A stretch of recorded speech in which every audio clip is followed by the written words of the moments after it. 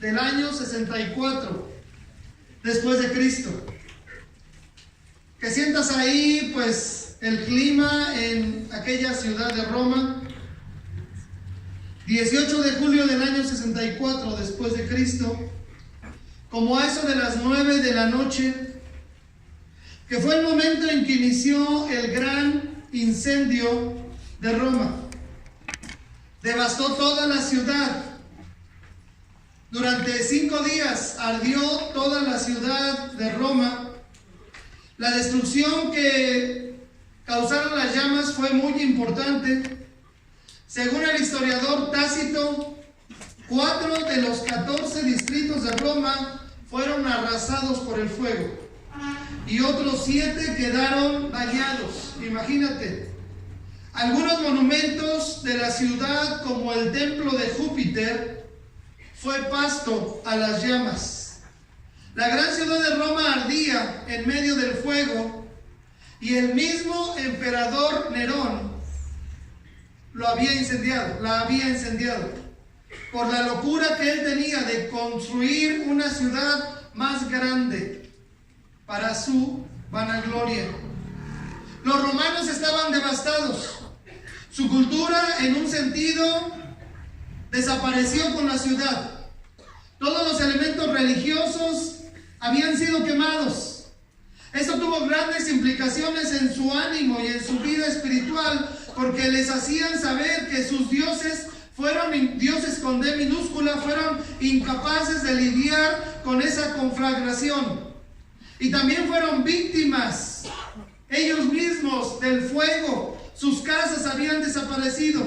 Las personas estaban sin casa y sin esperanza, y muchos de ellos habían muerto. Su resentimiento fue grande en contra de Nerón, porque le estaban echando la culpa. Pensaban que él había incendiado la ciudad.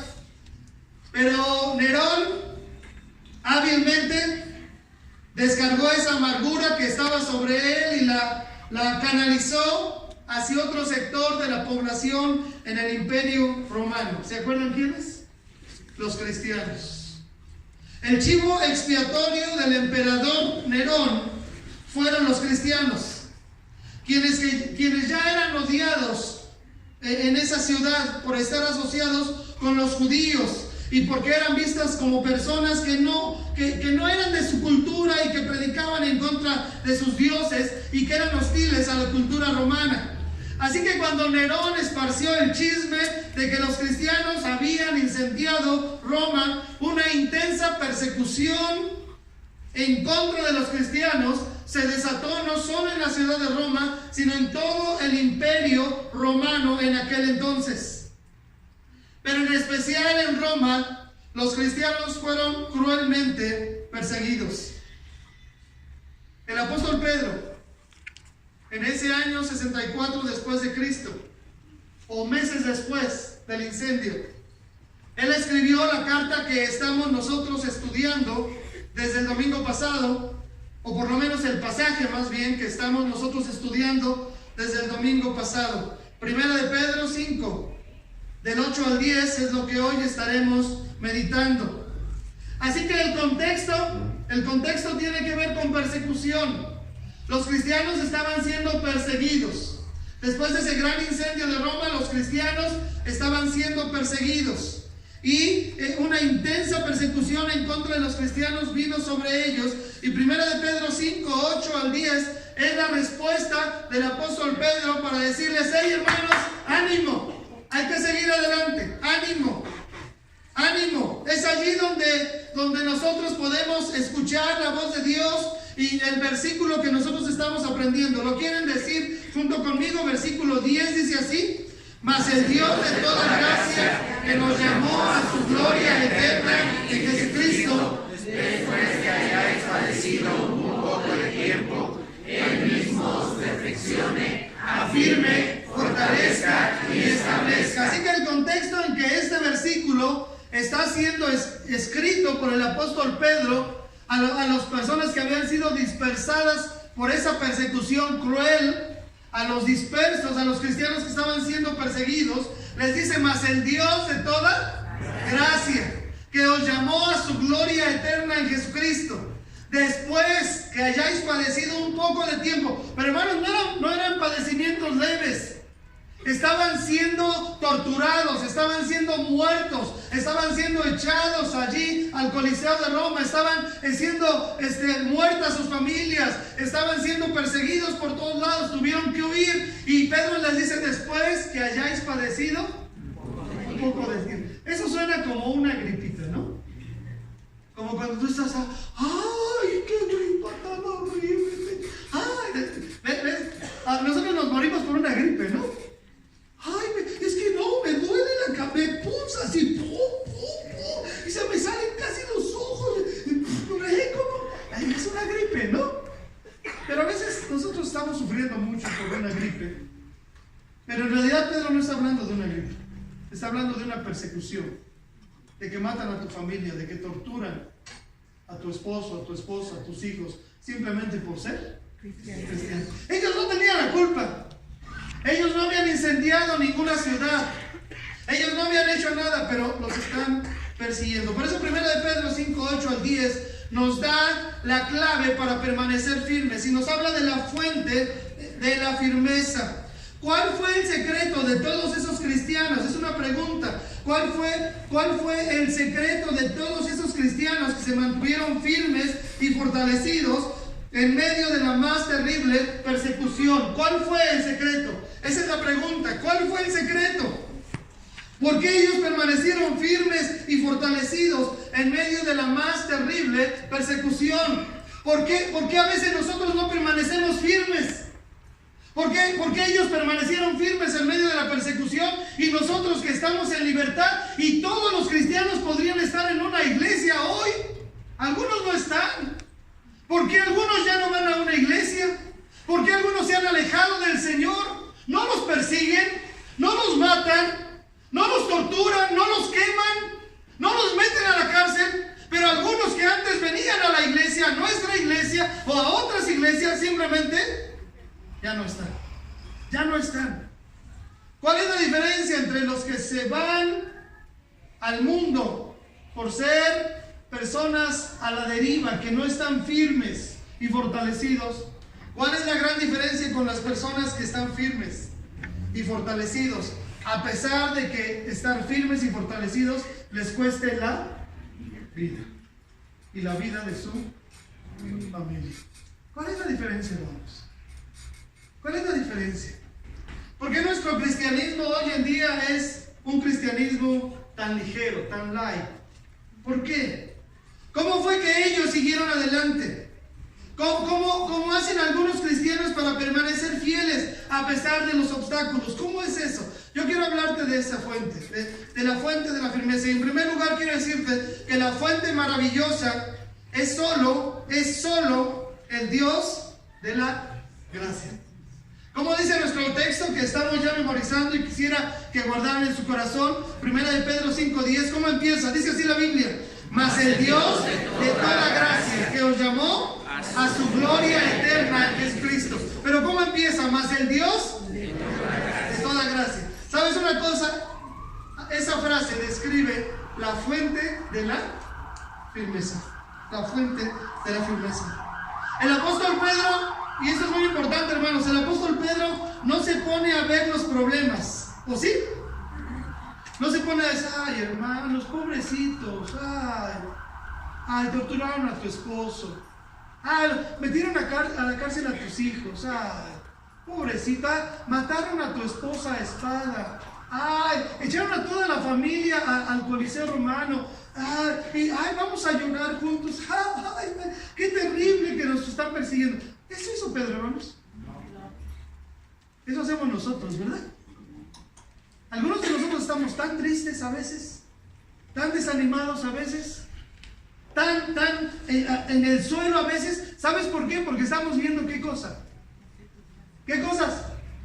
Las circunstancias, hermano Alicia. Estamos viendo las circunstancias. Los demás están aquí también, ¿verdad, hermanos? Sí. Amén, gloria a Dios. Pero díganme, aunque se muevan en las pestañas, solo para saber que están aquí, ¿verdad? Estamos viendo las circunstancias. cómo están persiguiendo a la familia, cómo las mataban, cómo tuvieron que huir, quemaron sus hogares, odiaban a los cristianos porque según el emperador Nerón habían quemado la ciudad de Roma, y era una mentira, era una falsedad, era una calumnia, y los estaban matando por eso. Pero el apóstol Pedro les dice, más el Dios, qué bendición, hermanos. Yo te pido un favor, sobre todo tú que estás de capa caída, ¿verdad? De esos que andan siempre ahí arrastrando la cobija. ¿Cómo está, hermano? Pues más o menos. ¿Cómo sigue, hermano? Pues peor que ayer, ¿verdad? Peor que la otra semana. Y la siguiente semana, el domingo, ¿cómo está, hermano? Qué bueno que viene al culto. Sí, pues ya no me quedó de otra, ¿verdad? Pues pasos. De esos hermanitos, no voltees a ver a nadie porque hoy no vinieron, ¿verdad? Pero ¿en dónde están enfocando su vista? En los problemas, en las circunstancias. ¿Sabes qué tenemos que hacer? Mas el Dios de toda gracia, que os llamó a su gloria eterna. Eso es algo tan importante. Para estar firmes y fortalecidos depende mucho dónde estás viendo. Un cristiano va a permanecer en pie o va a derrumbarse completamente dependiendo del concepto que tengas de Dios. Eso es muy importante. Yo no sé qué concepto tú tienes de Dios, pero el apóstol Pedro nos dice, el Dios de toda gracia. Un cristiano va a permanecer en pie o va a derrumbarse completamente dependiendo del concepto que tenga de Dios. Hay muchas personas que están sumamente tristes porque no conocen al Dios vivo y verdadero, ¿no es cierto? Hasta le dicen así supuestamente de cariñito, es que yo quisiera que Diosito, ¿no? Por cierto, nunca digas eso porque Diosito no es Diosito, ¿verdad? Nuestro Dios es grande. Dios grande, todopoderoso, omnipotente, eterno, omnisciente, omnipresente, inmutable, ¿no es cierto? Pero el apóstol Pedro nos pone el énfasis en algo muy importante, el Dios de toda gracia. ¿Sabes lo que nos va a sacar adelante y ser verdaderamente firmes y fortalecidos? Es cuando nuestros ojos estén en el Dios de toda gracia, que nos llamó a su gloria eterna en Jesucristo. Ahí es donde está el secreto. Nuestro Dios es maravilloso, es omnipotente, es omnisciente, es omnipresente, es eterno, es inmutable, es todo esto junto. Y nos motiva grandemente a confiar en Él. Pero tal vez lo que más necesitamos recordar en medio de las tribulaciones es la gracia de Dios. La gracia de Dios. ¿Qué es la gracia? La palabra gracia viene del griego charis, que quiere decir un don otorgado por pura benevolencia, por pura bondad. Eso es charis. Y doctrinalmente es importante que te aprendas esta palabra, porque hoy en día hay muchos carismáticos, ¿verdad? ¿Qué son los carismáticos?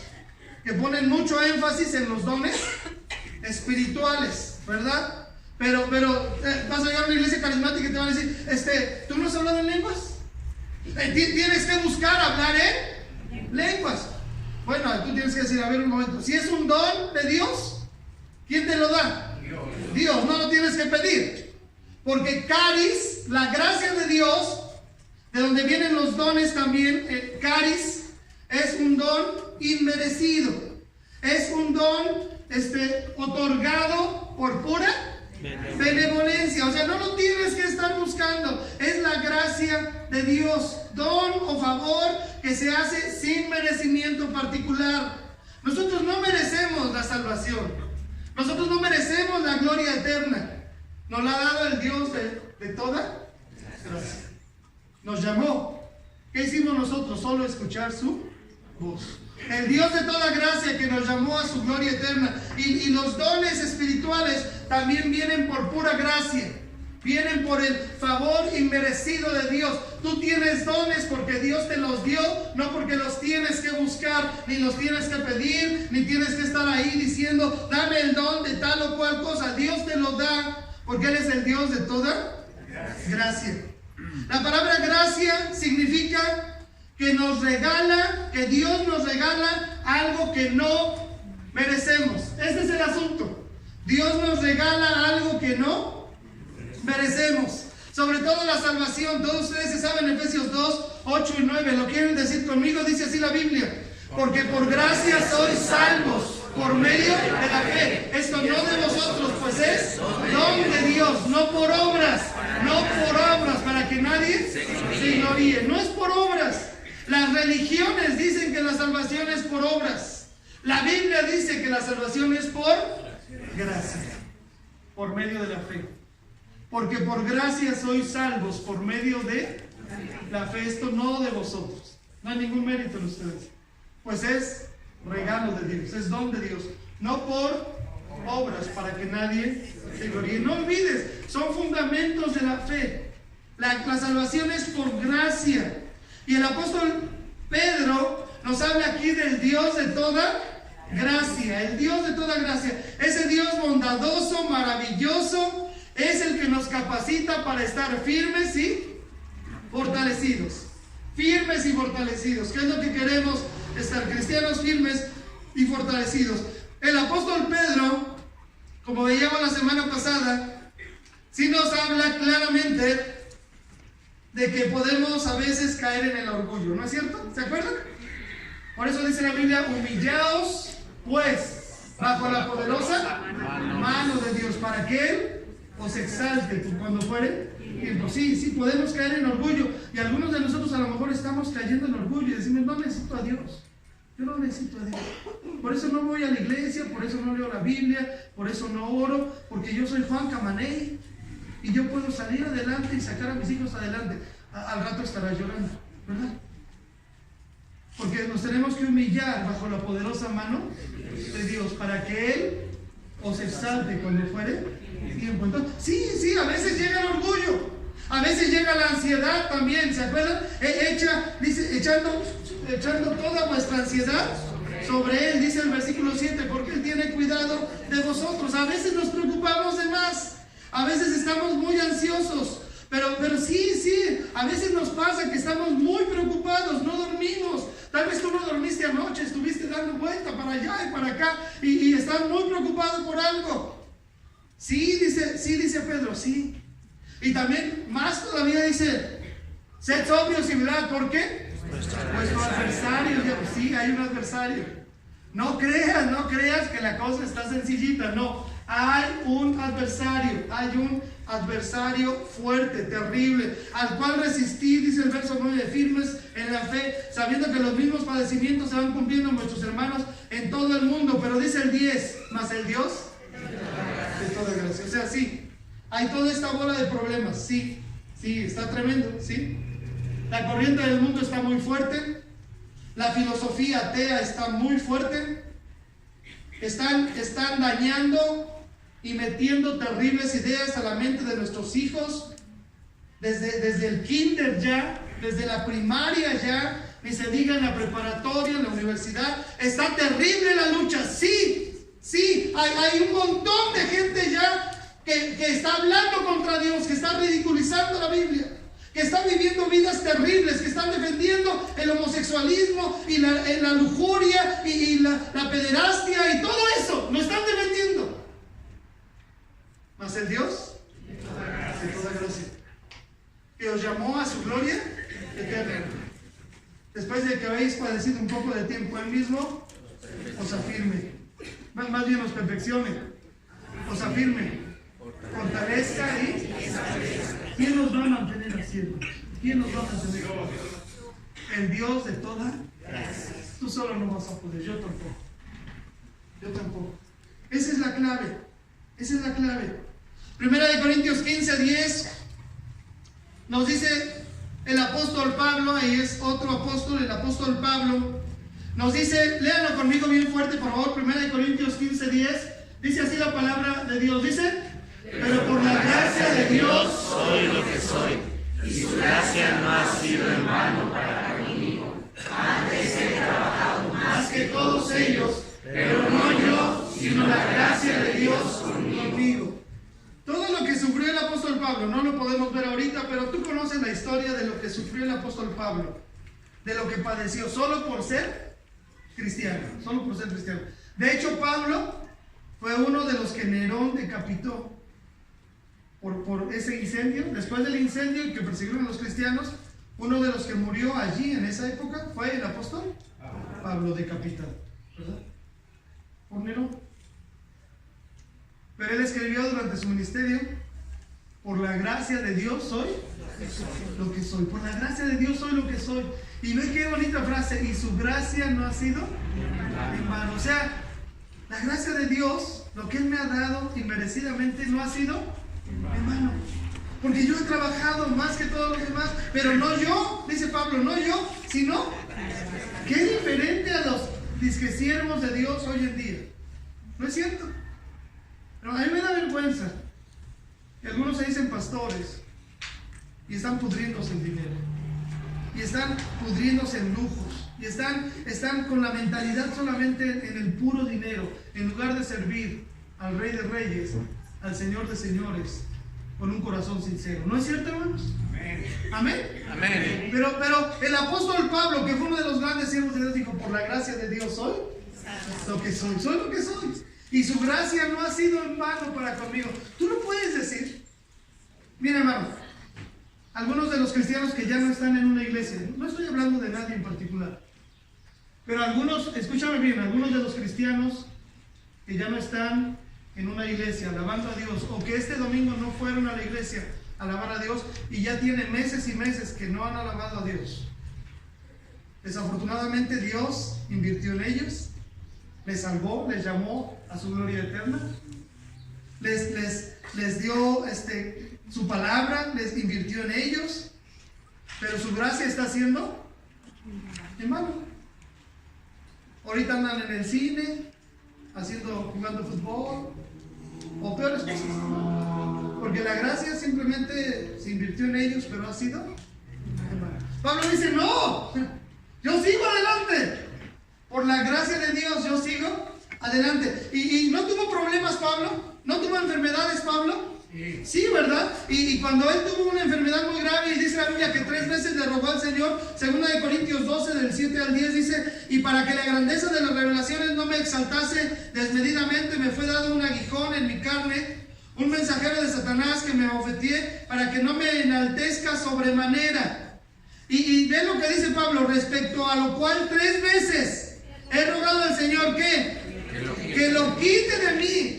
Hermanos, la enfermedad que tenía el apóstol Pablo era una terrible enfermedad en la vista. La mayoría de comentaristas bíblicos dicen que se refiere a eso, una terrible enfermedad en los ojos que tenía, y que su aspecto era tremendo cuando se ponía más fea esa enfermedad. Y dice la Biblia: yo he rogado 3 veces que la quite de mí. ¿Pero qué le dijo Dios? Escucha, ¿verdad? Y me ha dicho: bástate, ¿qué cosa? Mi gracia, porque mi poder se perfecciona en dónde, hermanos, en la debilidad. Por tanto, de buena gana me gloriaré más bien en mis debilidades, para que repose sobre mí el poder de Cristo. Por lo cual, por amor a Cristo, me gozo en las debilidades y en afrentas, en necesidades, en persecuciones y en angustias, porque cuando soy débil, entonces soy fuerte. Qué bendición, ¿no? ¿Te sientes débil esta mañana? Has venido al lugar correcto, ¿verdad? Sientes que ya no puedes con esos problemas, tal vez familiares, matrimoniales, personales. Tu ánimo está hasta los suelos. Estás en el lugar correcto, ¿no es cierto? ¿A quién tienes que buscar? Al Dios de toda gracia. Al Dios de toda gracia. Porque cuando Pablo estaba enfermo y estaba así con ganas: Señor, quítame esta enfermedad, quítame este aguijón de la carne. Dice la Biblia que 3 veces oró. Seguramente oró muchas otras más, pero 3 veces él había orado así, de una manera, por horas tal vez, rogando: Señor, ayúdame, quiero servirte, quiero hacer tu voluntad. Yo predico tu palabra, yo evangelizo. Quítame esta enfermedad. ¿Qué le dijo Dios? Bástate mi gracia. ¿Qué te duele cuando te levantas? Un hermano dijo esta semana: me duele todo el cuadril, ¿verdad? El cuadril. ¿Te duele el cuadril? ¿Te duelen los huesos? Hay algo que está molestándote? ¿Bástate? Dice Dios, mi poder se perfecciona en tú. Cuando tú eres débil, puedes ser fuerte. Porque el poder del Dios de toda gracia se perfecciona en tu debilidad. Ahora, yo no digo que no te atiendas o que no te tomen la medicina, no, sé diligente y todo, pero, cuando Dios te mantiene con un aguijón en la carne, es para que tú conozcas la gracia de Él. ¿No es cierto? Y el Dios de toda, ¿qué mantuvo a Pablo? Siguiendo adelante a pesar de que Dios no le quitó la enfermedad. Él declaraba y declaraba, quítame esto, no predico. ¿Le decía así a Dios? No. Te demando que me quites esta. ¿Dónde dice eso en la Biblia? Eso lo dicen muchos locos hoy, ¿verdad? Pero ¿dónde lo dice? Pablo se arrodilló y le rogó a Dios, quítame este aguijón. Y Dios le dijo, basta, gracias. De nuevo está la gracia, el Dios de toda gracia. ¿Quién nos va a mantener adelante, hermanos? A pesar de enfermedades, pruebas, problemas, situaciones económicas difíciles o lo que atravesemos. ¿Quién nos va a mantener firmes y fortalecidos? ¿Qué? El Dios de toda gracia. Solo hay una fuente de firmeza. Solo hay una fuente de firmeza y fortaleza en la vida de un cristiano. Solo hay una fuente. El Dios de toda gracia. Solo hay una fuente que te da firmeza y fortaleza en tu matrimonio. Escúchenme, hermanos casados. Solo hay una fuente que da firmeza y fortaleza en tu matrimonio. El Dios de toda gracia. Busca al Dios de toda gracia. A mí me angustia, hermanos. No debo estar angustiado, ¿verdad? Debo agarrar esa angustia y ponerla en las manos de Dios. Pero a veces me angustia ver matrimonios que se están yendo al hoyo. Y en lugar de buscar al Dios de toda gracia. Hablé con una persona esta semana y está yendo al psicólogo, ¿verdad? Gastando dinero en el psicólogo, invirtiendo en el psicólogo. Y dices, wow, ¿conoces al Dios de toda? No te has parado en la iglesia. No te has parado en la iglesia. El Dios de toda gracia es el que puede sacarnos adelante. Solo hay una fuente de firmeza y fortaleza para la vida de tus hijos, el Dios de toda gracia. Solamente hay una fuente de firmeza y fortaleza para tu familia, para que se mantenga una familia unida, el Dios de toda gracia. Solamente hay una fuente de firmeza y fortaleza a una iglesia que quiere ser fiel, el Dios de toda gracia. Esa fuente, nunca lo olvides. Esa fuente de firmeza y fortaleza es el Dios de toda gracia. No hay otra más. El único manantial, escúchenlo con su corazón, por favor. El único manantial de firmeza y fortaleza es el Dios de toda gracia. Y escúchalo con tu corazón, porque sabes cuando el diablo, porque ahí dice el diablo anda como león rugiente buscando a quien devorar. ¿Sabes lo que hace el diablo? El león de la selva, el verdadero animalito león, no persigue a todos los cristianos, ¿o sí? A todos los cristianos, digo, a todos los animalitos, ¿no? No va tras toda la manada, y ahí está, no. ¿Sabes lo que hace el león de la selva? Acecha. Y busca al más débil. ¿Y sabes lo que hace con el más débil? Lo separa de la manada. Hermanos amados, no es afán que vengas a la iglesia. No es que el pastor quiere que esté ahí a fuerza. No es por tu bien, ¿verdad? Porque lo primero que va a hacer el diablo es decirte, no vayas a la iglesia. Te separa. El león rugiente te separa de los demás. Y después te tiene solo a su merced. Y te lleva a territorios peligrosos. Y ahí dice la Biblia que el león rugiente anda buscando ¿a quién? Eso es lo que hace el diablo. Pero lo único que puede ser el manantial de firmeza y fortaleza en tu vida es el Dios de toda gracia. Por eso yo te aconsejo algo. Hebreos 4:16 dice, léalo conmigo, un precioso versículo. Hebreos 4:16, todos juntos, dice, acerquémonos pues confiadamente al trono de la gracia para alcanzar misericordia y hallar gracia para el oportuno socorro. Qué precioso versículo, ¿no? Acerquémonos, yo te recomiendo eso, ese es el consejo que quiero darle. ¿Cómo podemos estar firmes, hermanos? ¿Cómo? Acerquémonos pues confiadamente, ¿a dónde? Al trono de la gracia. Al trono de la gracia. Para alcanzar misericordia y hallar gracia para el oportuno socorro. ¿Qué tienes que hacer? Cuando el diablo te lleva ya a estar solo y en tu mente está, ya no quiero pararme a la iglesia. Y tus hijos ya no quieren ir a la iglesia. Pues no quieres, no vayas, tampoco te voy a estar rogando, ¿verdad? Cuando ya estás así, que ya nadie, y después de una epidemia y toda la familia no quiere ir a la iglesia. Cuando ya que el diablo separó a toda la familia y ya nadie quiere ir a la iglesia. Y cuando están allí a la deriva, ¿qué tienes que recordar? Acerquémonos pues confiadamente al trono antes de llegar a eso. Antes de que los problemas te derriben, antes de que estés deprimido, desanimado, desinflado, tirado allí, ¿qué tienes que hacer? Acerquémonos pues confiadamente al trono, porque la Biblia dice, más en Dios de toda gracia, que nos llamó a su gloria eterna, después de haber padecido un poco de tiempo. ¿Qué dice la Biblia? Él mismo os perfeccione, afirme, fortalezca y establezca. ¿Quién lo va a hacer, hermanos? ¿Quién lo va a hacer? Dios. No es el pastor. Tú puedes culpar al pastor, puedes culpar a la iglesia, culpa si quieres a los diáconos, a los pastores asistentes. Échale más la culpa a ellos, al pastor échale la culpa a quien quieras.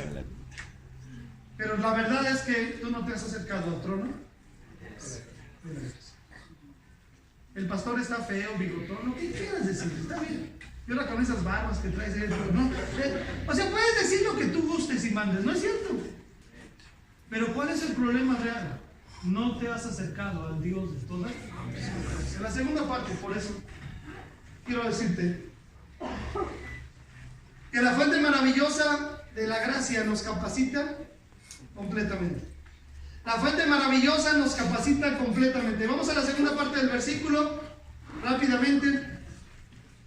Díganlo conmigo o léanlo de todo el versículo, bien fuerte. Dice así la Biblia: mas el Dios de toda gracia, que nos llamó a su gloria eterna en Jesucristo, después que hayáis padecido un poco de tiempo, Él mismo os perfeccione, afirme, fortalezca y establezca. ¿Sabes dónde está la clave? ¿Dónde está la fuente, el manantial para que tú estés firme? Para que estés constante, para que estés estable, para que seas fiel a Dios. ¿Sabes cuál es la frase? Él mismo. ¿Quién es Él mismo? El Dios de toda gracia. Él mismo. Hermano, no soy yo. ¿Sabes que descansó mi alma con eso? Porque yo estoy ahí todo preocupado. ¿Qué más podemos hacer por la iglesia? ¿Cómo podemos enseñar mejor a los hermanitos? ¿Cómo puedo animarles a que vayan a la iglesia, que ya no falten? ¿Cómo puedo hacer que lleguen temprano a la iglesia? Eso sería un milagro, ¿no? Pero ¿cómo puedo hacer que lean su Biblia, que memoricen la palabra? Ahí estoy. ¿Sabes qué me dijo Dios? Tú no tienes que hacer absolutamente. La Biblia dice, Él mismo. ¿Quién es Él mismo? Dios. El Dios de toda gracia. Yo te quiero decir algo. El que va a hacer que tú seas un cristiano fuerte, estable, vencedor, fiel a Dios hasta la muerte. Cuando tú te acerques al trono de la gracia, hallarás misericordia y hallarás. Yo no puedo resolverte tus problemas. Yo no puedo decidir por ti. Yo soy otro ser humano igual que tú. Yo no puedo sanarte. Yo no puedo darte paz a tu corazón. Yo no puedo darte gozo. Yo no puedo arreglar tu matrimonio porque de algunos no sé ni que están del chongo, ¿verdad? Ya me entero que están del chongo hasta que ya están casi firmando, ¿no? Ahí el divorcio. Porque no piden ayuda aparte. Yo no soy adivino. Seré todo menos adivino, ¿no? Pero, o sea, ¿cómo yo puedo arreglar tus problemas? ¿Cómo yo puedo educar a tus? Yo no puedo. Yo soy un ser humano igual que tú. ¿Me explico? ¿Quién lo puede hacer? Él mismo. El Dios de toda. Eso me da tranquilidad. Yo te pido en el nombre del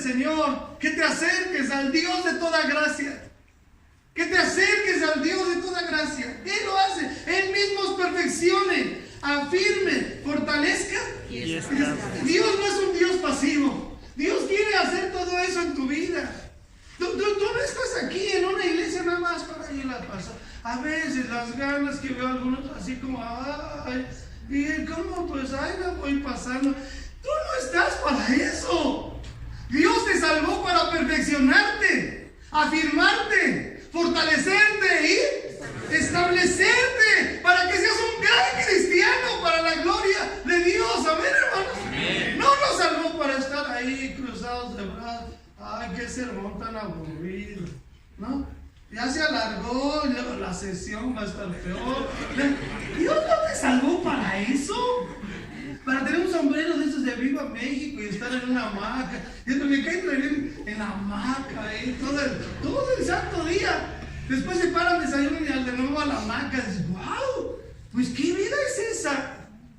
Algunos cristianos piensan que Dios nos salvó para estar en la hamaca todo el día, ¿no? Nada más que si tu sombrero de Viva México y tu Coca-Cola, eso sí, ¿no? Dios es un Dios activo, ¿amén?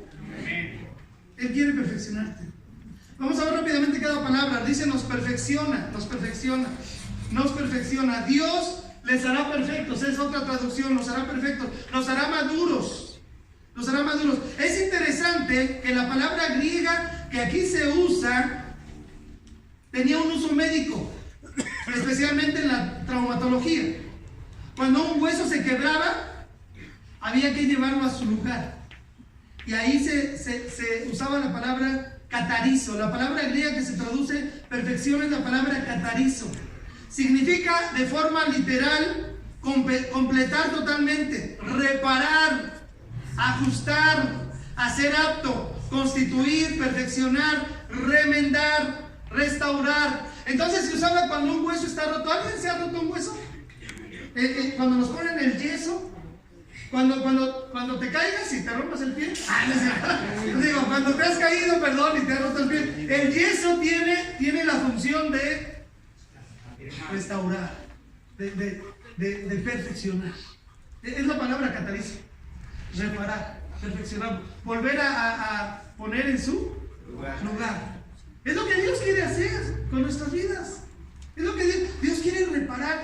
La palabra catarizo también se usaba cuando usaban las redes los pescadores, que usaban las redes y se rompía algo de la red, se maltrataba, dejaban de pescar al final, ya estaban en la playa y entonces la reparaban.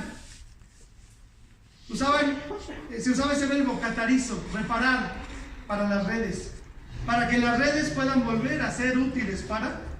¿Sabes qué me dice eso, no?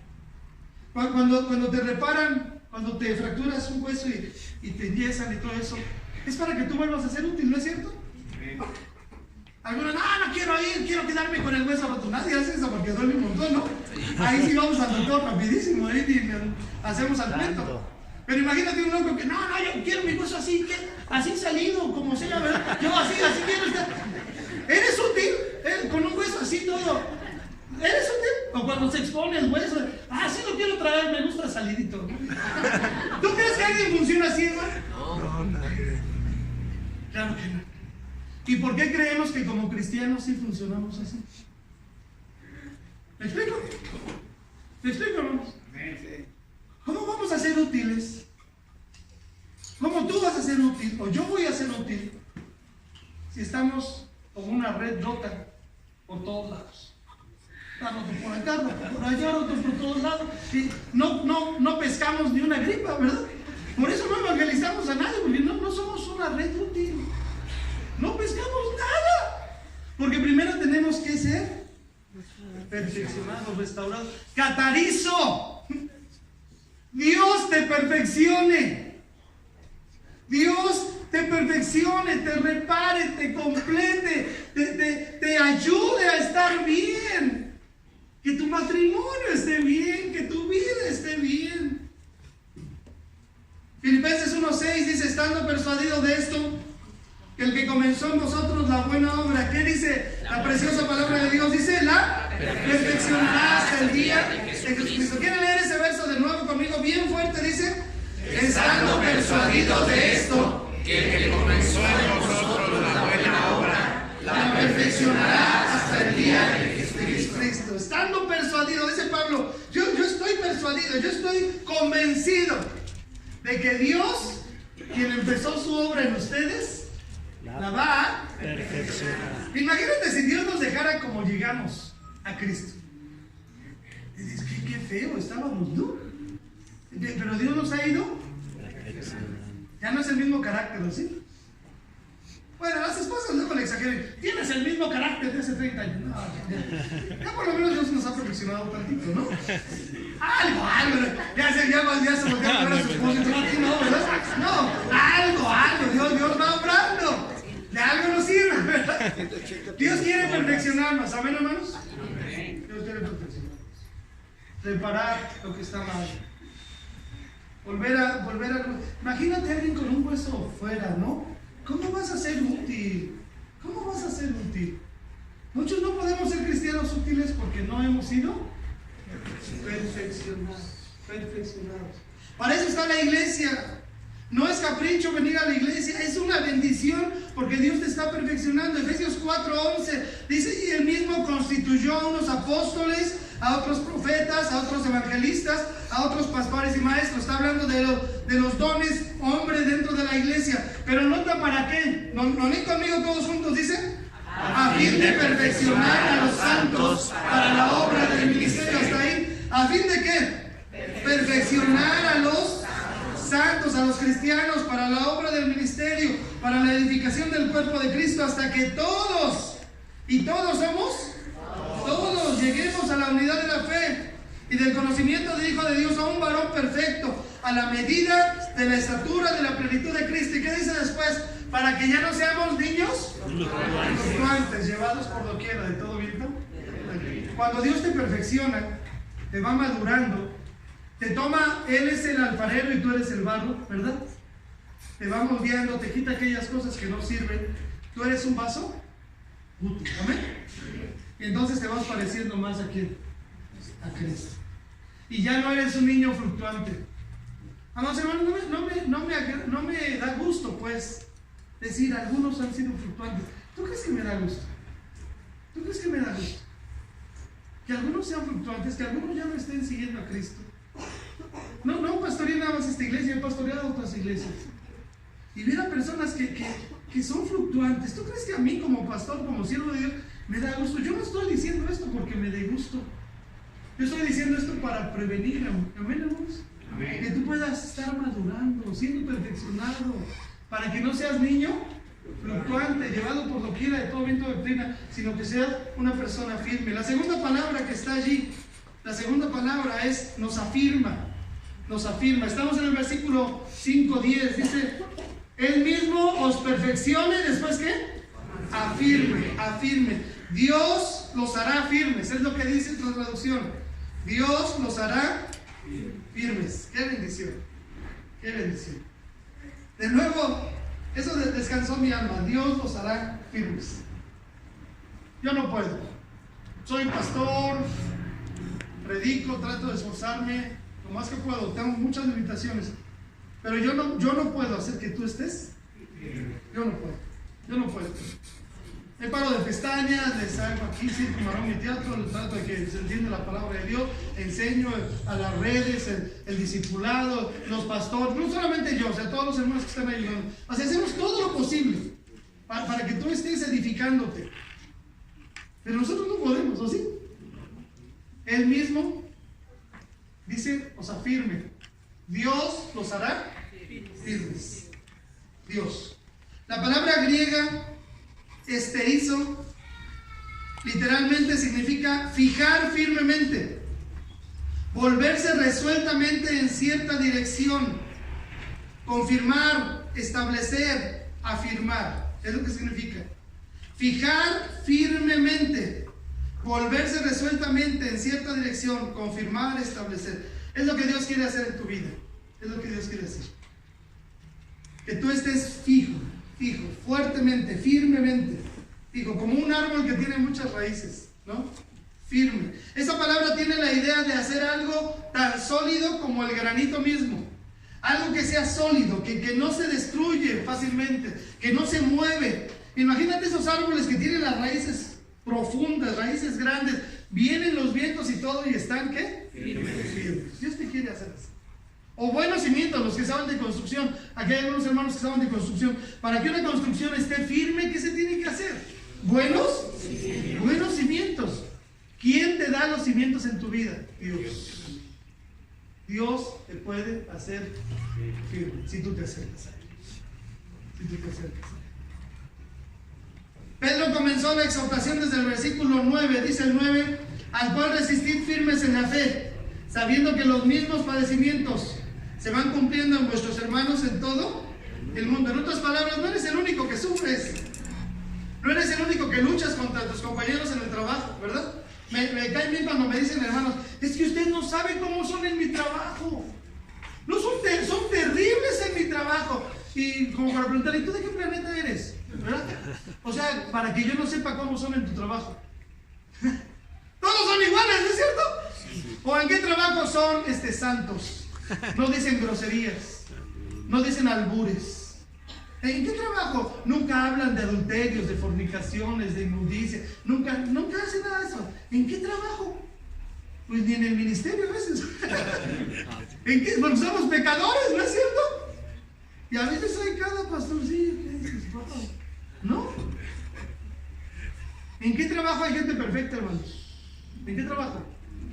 En ninguno, porque todos somos. Pero Dios nos puede estar haciendo. Resistid firmes en la fe, no cedas territorio.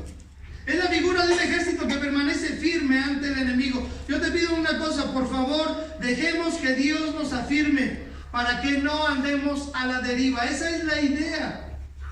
La idea es que no andes a la deriva. La razón por la que Dios quiere afirmarte es para que no andes a la deriva. Yo no sé si alguien ha andado en el mar a la deriva, creo que no, ninguno de nosotros, pero imagínate, si de por sí andar en el mar, en medio de una tormenta, se hace así, ¿no? Y a la deriva, y no sabes ni para dónde.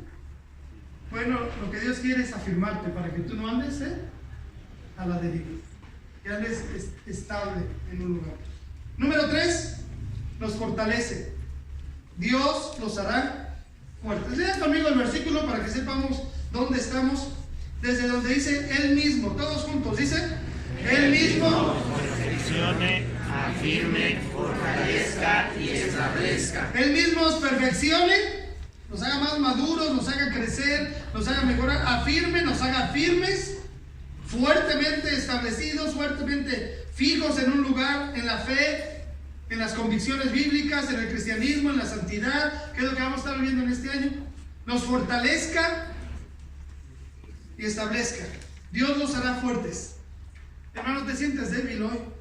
Hermana, Dios te puede hacer fuertemente.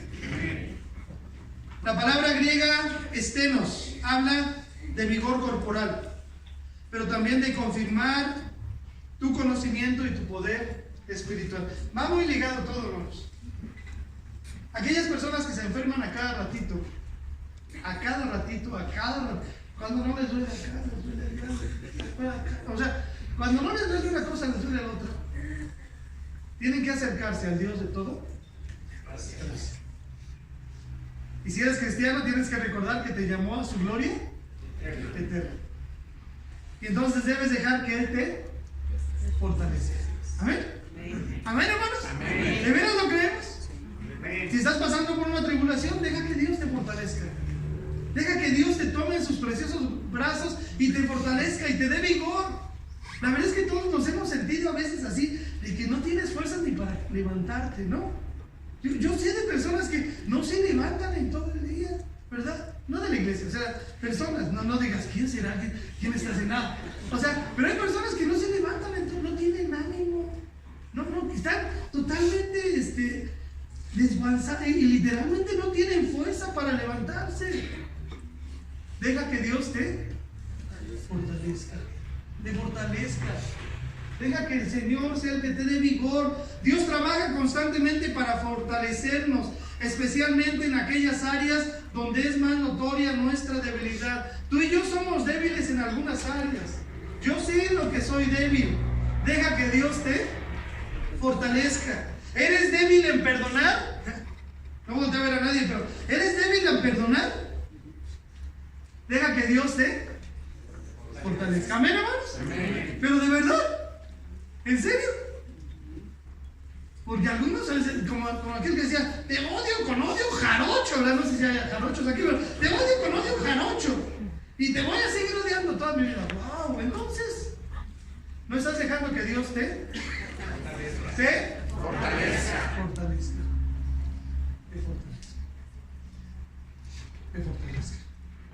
En los aspectos en que somos más débiles, Dios trabaja constantemente para fortalecernos, especialmente en aquellas áreas donde es más notoria nuestra debilidad. Qué bonito, ¿no?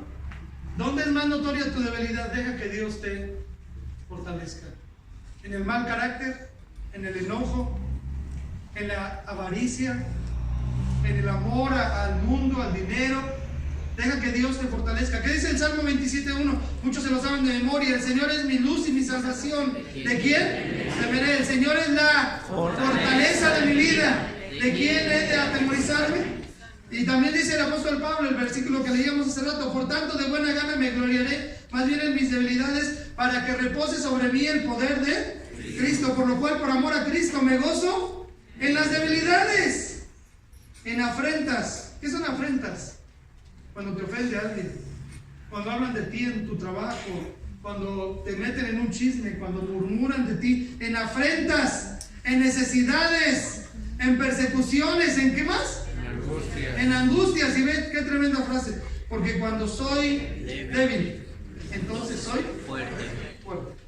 Porque su poder se perfecciona en nuestra debilidad. Cuarto y último, nos establece. Qué precioso, ¿no? Nos perfecciona, nos afirma, nos fortalece, nos establece. Establecer, el verbo griego se relaciona con los anteriores, obviamente, pero nos da la idea de que el Señor nos hará estar estables, firmes, a pesar de cualquier circunstancia, por más dura que ésta sea. No vamos a resbalar. No vamos a movernos, no nos vamos a extraviar, no vamos a perdernos. Nos va a permitir estar fieles, estables, cimentados. Yo quisiera verles dentro de unos 10 años en esta misma iglesia. ¿Amén? Y si te cambiaste por algo a otro lado, te fuiste a París, a España o algo, que vengas un día que hagamos un aniversario dentro de 10 años, si el Señor no ha venido. Que vengas y nos visites y digas: estoy allá, estoy en Tugmuntú, pero asisto a la iglesia bautista de Tugmuntú, ¿no? Y que digas: yo estoy fiel. ¿Amén, hermanos? Amén. Pero que la mayoría de nosotros, y que veamos a los niños, al rato los niños que están allá en las clases, ¿verdad?, estén predicando la palabra de Dios. Y como decíamos la otra vez, ahí todos los viejitos, ahí, hermano Adolfo, y ¿dónde estamos? Aquí está, y yo, ¿verdad? Tenemos amistades, ¿verdad? Nosotros somos ahí, ahí estemos con el bastón y todo, ya vengamos ahí todos chuchitos, ¿verdad? Pero vengamos a buscar la palabra de Dios, ¿amén? Amén. Que seamos fieles, ¿amén, hermanos? Amén. Y que nos sigamos viendo, y que siga habiendo esa amistad, y que podamos decir: Dios ha sido bueno con nosotros, porque Él nos estableció. Amén. Los cristianos no deben ser chapulines que saltan de un lado a otro, que saltan de una iglesia a otra, que saltan de una doctrina a otra. Ahora ya es testigo, al rato ya es carismático, al rato ya es sabatista, al rato ya es judío. Y conozco gente así, pastores así, pastores que eran bautistas, que yo los conocía, yo los enseñé. Qué bien los enseñé. Yo les enseñé, bueno, al revés, les di clase en el Instituto Bíblico. No era mi responsabilidad, ¿ves? Pero el asunto es: y ahora ya que el Torah, y que los judíos, y que las hilachas, y mi abuelita que ya se cayó. ¿Qué es eso, verdad? O sea, tú tenías doctrina sana, tú conocías la verdad, tú conociste la palabra de Dios, tú fuiste salvo por la gracia de Dios, y ahora estás predicando otra cosa. Después de haber conocido la gracia de Dios, te volviste a la ley. ¿No dice Gálatas eso? ¡Oh, Gálatas insensatos! Hasta pastores, hermanos, que no estuvieron estables, y ahora ya andan con cosas, ¿verdad?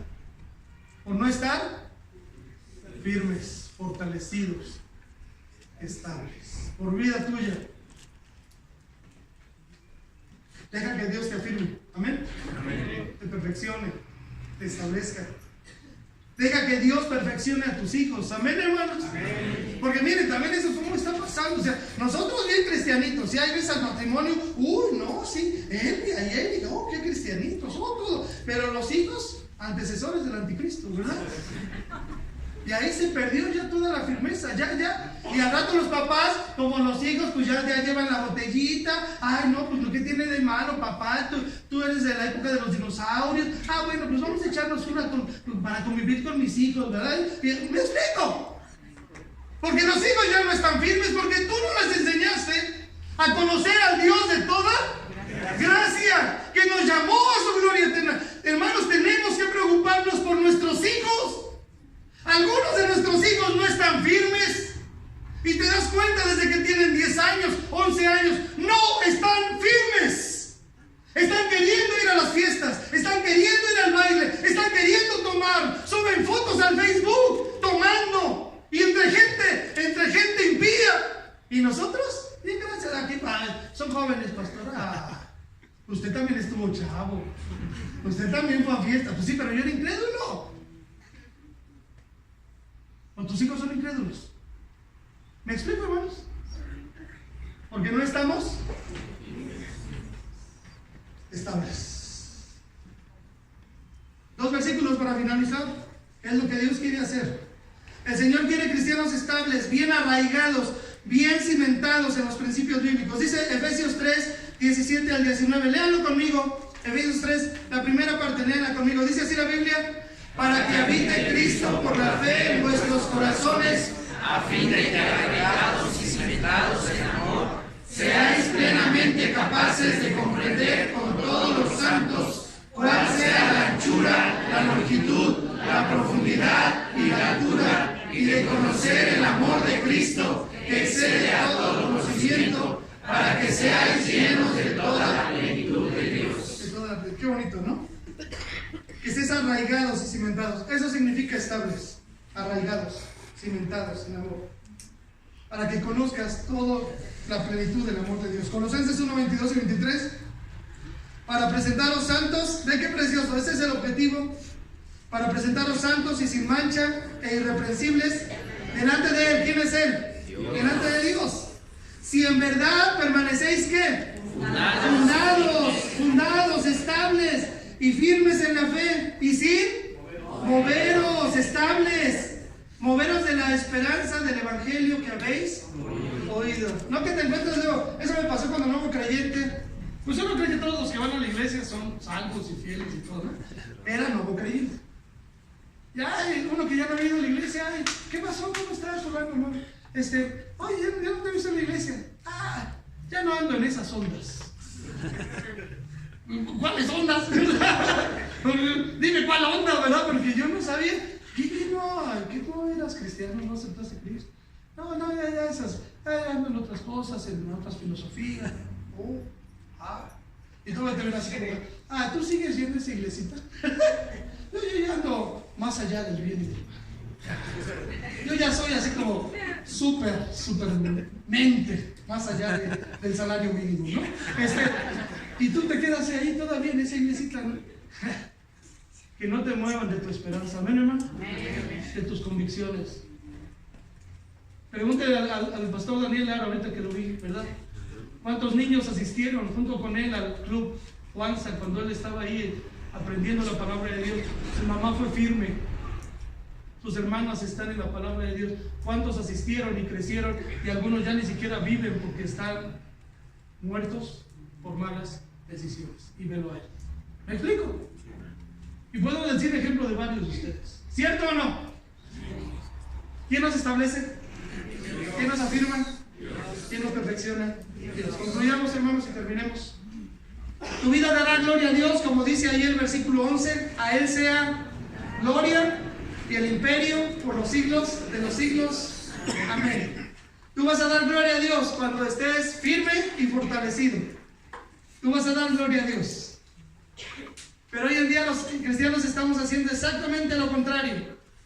Hay mucho cristianismo fluctuante, sin principios, sin cimientos, sin bases sólidas. Pero queremos que en esta iglesia estemos siendo perfeccionados, amén, afirmados, fortalecidos y establecidos. Los cristianos en aquel tiempo fueron perseguidos y muertos y permanecieron fieles. Y son un ejemplo para nosotros, amén, para que pase lo que pase, amén, venga lo que venga, y aunque tal vez un día se desate alguna persecución en contra de los cristianos, nosotros permanezcamos fieles y fortalecidos. Amén. Puestos en pie, hagamos una oración.